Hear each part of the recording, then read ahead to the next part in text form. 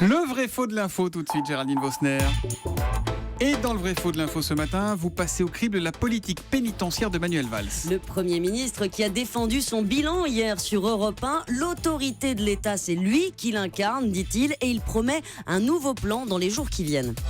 Nous savons qu'il faudra, sur les 10 ans qui viennent, créer sans doute 10 000 places de prison pour permettre la création de cellules individuelles.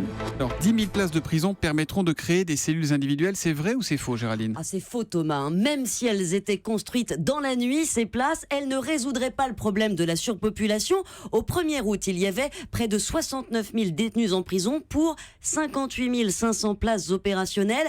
1515 détenus dormaient par terre sur des matelas. Donc, il faudrait plus que 10 000 places pour que chacun ait tout simplement sa couchette. Et quand on parle de places, on ne parle pas de cellules. Des détenus s'entassent aujourd'hui à 2 voire 4 dans des cellules individuelles pour peu qu'elles fassent 9 mètres carrés.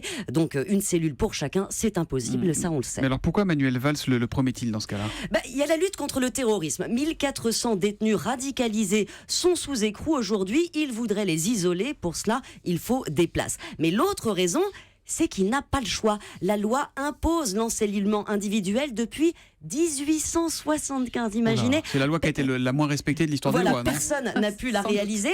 La Cour européenne des droits de l'homme s'indigne et c'est pour ça d'ailleurs que les gouvernements précédents avaient lancé des programmes de construction. Si ces programmes étaient allés à leur terme, on aurait eu un parc total de 70 000 places en 2017, mais Christiane Taubira a réduit l'objectif à 63 500. Donc vous voyez, 69 000 détenus, 63 500 places. On n'y est pas. En fait, depuis 4 ans, presque rien n'a été lancé. Les nouvelles places créées, 1380, l'ont été du fait de programmes initiés par la droite. Et c'est en cela que l'annonce du Premier ministre est cocasse. Son plan vise à revenir à ce que voulait faire le gouvernement de Sarkozy en 2011. Finalement, 70 000 places à terme.